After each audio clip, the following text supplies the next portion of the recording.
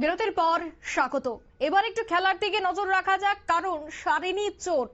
Champions trophy থেকে ছিটকে গেলেন বুমরা, আর তাতেই কিন্তু আবারও ভারতীয় শিবিরে এক প্রকার অস্বস্তি তৈরি হয়েছে। তবে বিসিসিআই এর পক্ষ থেকে কি জানানো হয়েছে প্রেস বিজ্ঞপ্তি দিয়ে, সে বিষয়টা নিয়েই বিস্তারিত জানবো। টেলিফোন লাইনে এই মুহূর্তে যুক্ত হয়ে গেছে প্রতিনিধি সুমন্ত ব্যানার্জি। সুমন্ত, জল্পনা আগে থেকেই ছিল, তবে যেন সেই জল্পনাই এক প্রকার বাস্তব রূপ পেল, ঠিক কি জানতে পারছো?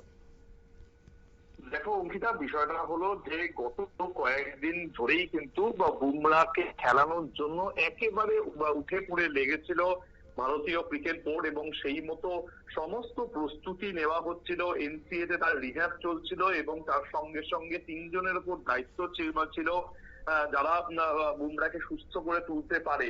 সুতরাং সমস্ত চেষ্টা চলছিল, কিন্তু তার মধ্যেই ভারতকে যেহেতু একেবারে তাদের সম্পূর্ণ দল জানানো দরকার ছিল, বা সমস্ত দেশগুলোরই উপর একটা চাপ ছিল যে তাদের যেটা ফাইনাল টিম লিস্ট সেটা যেন আইসিসি কে পাঠানো হয়। সুতরাং সেই জায়গায় দাঁড়িয়ে অনেকটা মানে যখন ভারত শেষ মুহূর্তে আর পারলো না, তখনই কিন্তু তারা তাদের নতুন দল ঘোষণা করলো। যে ফাইনাল যে দল ঘোষণা করা হয়েছে সেখানে কিন্তু জসপ্রীত বুমরার নাম নেই। অর্থাৎ বর্ডার গাভাস্কার ট্রফির সময় যে চোটের জন্য বুমরা একেবারে সেই বর্ডার গাভাস্কার ট্রফির শেষ ম্যাচের শেষ দিনে বল করতে পারেননি। ঠিক সেই ভাবেই কিন্তু সেই চোট তার এতটাই গুরুতর যে তিনি চ্যাম্পিয়ন্স ট্রফি থেকেও ছিটকে গেলেন, এবং সেটা নিঃসন্দেহে ভারতের জন্য একটা বড় ধাক্কা বলা যেতে পারে। কারণ এই মুহূর্তে বুমরা কিন্তু বিশ্বের 1 নম্বর পেসার, এবং সেই জায়গাটাকে পূরণ করবে। মোহাম্মদ শামি দীর্ঘদিন পর দলে ফিরেছেন, কিন্তু মোহাম্মদ শামি সেই ছন্দে ফিরতে আর অন্তত আরো হয়তো কয়েকটা মাস সময় লাগবে। কারণ দীর্ঘ প্রায় 1 বছর পর তিনি দলে ফিরেছেন, এবং সেই দলে ফিরে তার যে বর্তমান ছন্দ, হয়তো তিনি 1-2 উইকেট পেয়েছেন, কিন্তু সেইভাবে তিনি কিন্তু ছন্দে নেই। সুতরাং হয়তো তার ম্যাচ ফিট হতে আরেকটু সময় লাগবে। তাহলে এই জায়গাটা দায়িত্ব কে নেবে? মোহাম্মদ সিরাজ, তাকেও কিন্তু রিজার্ভ দলে রাখা হয়েছে, এবং সেই জায়গায় দাঁড়িয়ে বড় ভূমিকা নিতে হবে। দলের যারা বাকি ক্রিকেটাররা রয়েছেন, হর্ষিত রানাকে ইনক্লুড করা হয়েছে এই জায়গায়, এবং আরো একটি গুরুত্বপূর্ণ নাম ওপেনিং তার নাম হলো যশস্বী জয়সওয়াল। বর্ডার গাভাস্কার ট্রফিতে তো বটেই, তার আগে বেশ কিছু সিরিজে ভারতের ওপেনিং ব্যাটসম্যান হিসেবে অত্যন্ত গুরুত্বপূর্ণ ভূমিকা গ্রহণ করেছিলেন এই যশস্বী জয়সওয়াল। সেই জয়সওয়ালকেও কিন্তু প্রাথমিক দলে রাখা হলেও শেষ মুহূর্তে তাকে সরিয়ে দেওয়া হয়েছে, তাকে রিজার্ভ দলে নিয়ে আসা হয়েছে। তার বদলে দলে ইনক্লুড করা হয়েছে বরুণ চক্রবর্তীকে। মাথায় রাখতে হবে, এই বরুণ চক্রবর্তী কিন্তু ইংল্যান্ডের বিরুদ্ধে খেলে ভালো ফল দিয়েছে। যে সিরিজ চলছে ইংল্যান্ডের বিরুদ্ধে, আজই তার লাস্ট ম্যাচ যেটা গুজরাটের আহমেদাবাদ নরেন্দ্র মোদী স্টেডিয়ামে হতে চলেছে। সেই বরুণ চক্রবর্তী ইংল্যান্ডের বিরুদ্ধে টি-20তেও যেমন ভালো বোলিং করেছিলেন, বেশ কিছু উইকেট তুলে নিয়েছিলেন, এবং ওয়ানডেতেও কিন্তু তিনি তার ভেলকি দেখিয়েছেন। এই ইংল্যান্ডের বিরুদ্ধে দ্বিতীয় ম্যাচে কিন্তু তার অভিষেক হয়েছিল।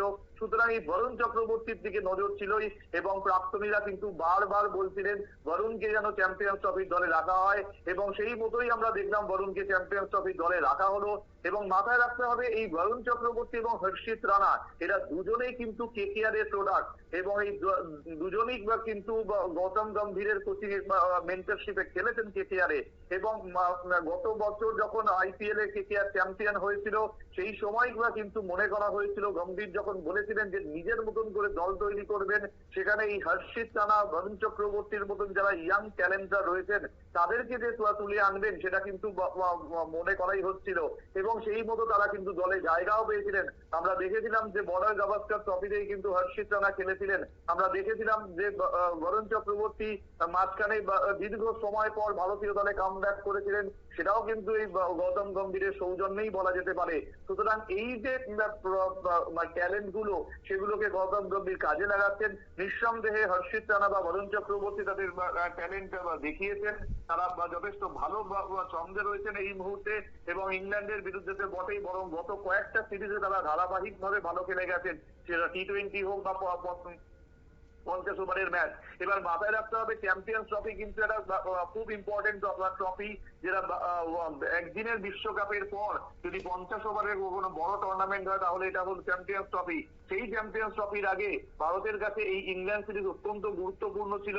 সেই সিরিজে যখন বরুণ চক্রবর্তী নিজের ভেলকি দেখালেন, কেকেআর এর মিস্ট্রি স্পিনার কিংবা জায়গা দিয়ে নিঃসন্দেহে একটা বড় মানে যে বোলিং এর যে জায়গাটা সেটাকে স্ট্রং করা হয়েছে। হর্ষিত রানার মতো পেসার আনা হয়েছে, তিনিও কিন্তু মোটামুটি 140-এর মতন বল বা গতিতে তুলতে পারে। সুতরাং এই জায়গাগুলোকে মাথায় রেখেই কিন্তু বোলিং অ্যাটাকটাকে স্ট্রং করা হয়েছে। ব্যাটিং এ এই মুহূর্তে অবশ্যই রোহিত শর্মা আগের ম্যাচেই বা সেঞ্চুরি মেরেছেন, দীর্ঘদিন পর 32তম সেঞ্চুরি করেছেন, এবং তার সঙ্গে ভাইস ক্যাপ্টেন রয়েছেন শুভমান গিল। সুতরাং ওপেনিং জুটি মোটামুটি ক্লিয়ার হয়ে গেছে। রোহিত আর শুভমান ওপেন করবে, কিন্তু যদি কোনো সমস্যা হয় সেক্ষেত্রে রিজার্ভ হিসেবে মোহাম্মদ সিরাজ, যশস্বী জয়সওয়ালদের মতন ক্রিকেটারদের রাখা হয়েছে। সুতরাং মাথায় রাখতে হবে এই মুহূর্তে ভারতীয় দলের যে লাইন আপটা তৈরি হয়েছে তা কিন্তু যথেষ্ট ব্যালেন্স রয়েছে, এবং চ্যাম্পিয়ন্স ট্রফির জন্য ভারতীয় দল যে তৈরি তার একটা বার্তা এই মুহূর্তে বিশ্ব ক্রিকেটে চলে যাচ্ছে। অঙ্কিতা, একদম। এবং বেশ কিছুদিন যাবত আমরা দেখছিলাম, তুমিও যে কথাটা বলছিলে যে রিহেবে রাখা হয়েছে, তারপর 3 জনকেও দায়িত্ব দেওয়া হয়েছিল, গুরু দায়িত্ব, কিন্তু সেক্ষেত্রে সবটা বিষয়ের দিকেও নজর ছিল বিসিসিআই, এবং বিসিসিআই চেষ্টা করছিল যে কোনো ফাঁককে কাজে লাগিয়ে যেন বুমরাকে খেলানো যায়, কিন্তু অবশেষে সমস্ত চেষ্টাই যেন ব্যর্থ হলো। কোনোভাবেই চ্যাম্পিয়ন্স ট্রফিতে আর খেলতে পারছে না বা ছিটকে গিয়েছেন বুমরা।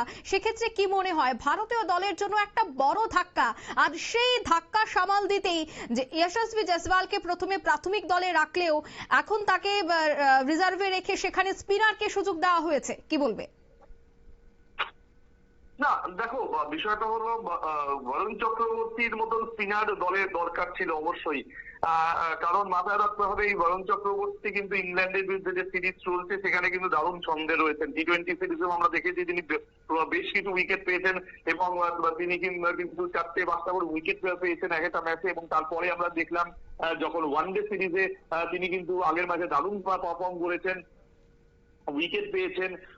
অবশ্যই যে যারা, দেখো বোলিং এর একটা বড় ব্যাপার হলো যারা উইকেট টেকার তাদেরকে তো দলে রাখতেই হবে, এবং তার যে বলগুলো সেগুলো কিন্তু বুঝতে বেশ অসুবিধা হয়েছে ইংল্যান্ডের ব্যাটসম্যানদের।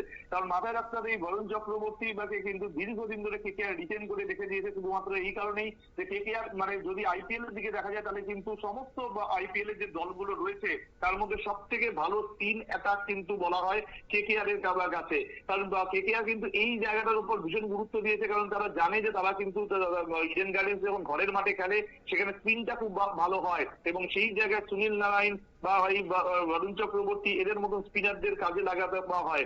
এবং যদি আমরা আন্তর্জাতিক ক্রিকেটের বা যদি বর্তমান অবস্থা বলি তাহলে সেখানে ভারতীয় দলের হয়ে অত্যন্ত গুরুত্বপূর্ণ ভূমিকা নিয়েছে রিসেন্ট টাইমসে বরুণ চক্রবর্তী।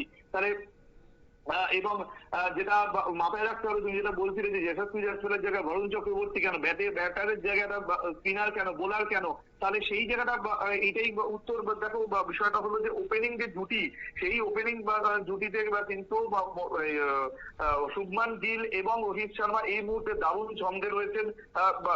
সামহাউ যশস্বী জয়সওয়াল সেটার জন্য পিট করছেন না, কারণ মাথায় রাখতে হবে যে এই যশস্বী জয়সওয়াল কিন্তু দীর্ঘদিন ধরে খেললেও তিনি এই মুহূর্তে ভারতীয় দলের যে লাইন আপ সেখানে হয়তো ফিট করছেন না, তবে তাকে রিজার্ভে রাখা হয়েছে। কারো চোট লাগলে নিশ্চিতভাবে তিনি হয়তো দলে ফিরবেন, কিন্তু তার মধ্যে আরো একটা বড় বার্তা, শ্রেয়াস আইয়ার তিনিও কিন্তু মিডল অর্ডারে বার্তা দিয়ে রেখেছেন, তিনি ভালো ছন্দে রয়েছেন, পরপর 2টো ম্যাচে ভালো খেলে দিয়েছেন। সুতরাং তার জায়গা পাকা। বিরাট কোহলি 3 নম্বরে নামবেন খুব স্বাভাবিক। সুতরাং এর পরে যে 5, 6, 7 এই জায়গাগুলো KL রাহুল, ঋষভ পান্ত বা হার্দিক পান্ডিয়া, রবীন্দ্র জাদেজা, অক্ষর প্যাটেল, একটা লম্বা ব্যাটিং লাইন আপ রয়েছে। আর সব থেকে বড় ব্যাপার যদি তুমি দেখো 3 অ্যাটাকের মধ্যে, তাহলে অক্ষর প্যাটেল, রবীন্দ্র জাদেজা দুজনেই কিন্তু লেগ টার্ন স্পিনার, আর সেখানে কিন্তু এই বরুণ চক্রবর্তী তিনি রাইট হ্যান্ড স্পিন করেন, এবং তিনি কিন্তু মানে রিস্ট স্পিনটা ভালো করতে পারেন। সুতরাং এই জায়গাগুলো মাথায় রেখেই দলটাকে ভারসাম্য বজায় রাখার জন্যই এরা এই সিদ্ধান্তগুলো নেওয়া হয়েছে। সুতরাং এই মুহূর্তে ভারতীয় দলের যে লাইন আপটা তৈরি করা রয়েছে সেটা কিন্তু যথেষ্ট ব্যালেন্স মনে করা হচ্ছে, এবং চ্যাম্পিয়ন্স ট্রফির জন্য অত্যন্ত একটা ব্যালেন্স টিম, যেটা আগামী দিনে যে কোনো বিপক্ষকে চাপে ফেলে দিতে পারে। ধন্যবাদ সুমন্ত। অর্থাৎ ইংল্যান্ডের বিরুদ্ধে এবার দুঃখিত চ্যাম্পিয়ন্স ট্রফিতে কিন্তু ছিটকে গেছে বুমরা।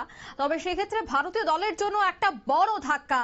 তবে এই ধাক্কা সামলে এবার ভারতীয় দল খুব ভালো খেলবে সেই আশা বা প্রত্যাশা রাখছে ভারতবাসীরা, কারণ চ্যাম্পিয়ন্স ট্রফি বহু বছর পর হতে যাচ্ছে।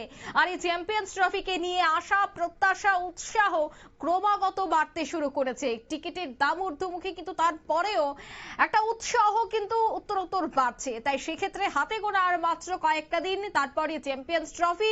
কিন্তু চ্যাম্পিয়ন্স ট্রফির আগে যে খবর তা কিন্তু অনেকটাই বড়সড় ধাক্কা বলা যেতে পারে বুমরা। তবে সেক্ষেত্রে বোলিং যে লাইন আপ রয়েছে সেই বোলিং লাইন আপ আরো শক্তপোক্ত করতেই কিন্তু নয়া দল গঠন করা হয়েছে এবং এই দল আগামী দিনে ভালো খেলবে এমনটাই কিন্তু প্রত্যাশা রয়েছে। দিয়ে দিচ্ছি এই মুহূর্তে ছোট্ট একটি বিজ্ঞাপন বিরতি।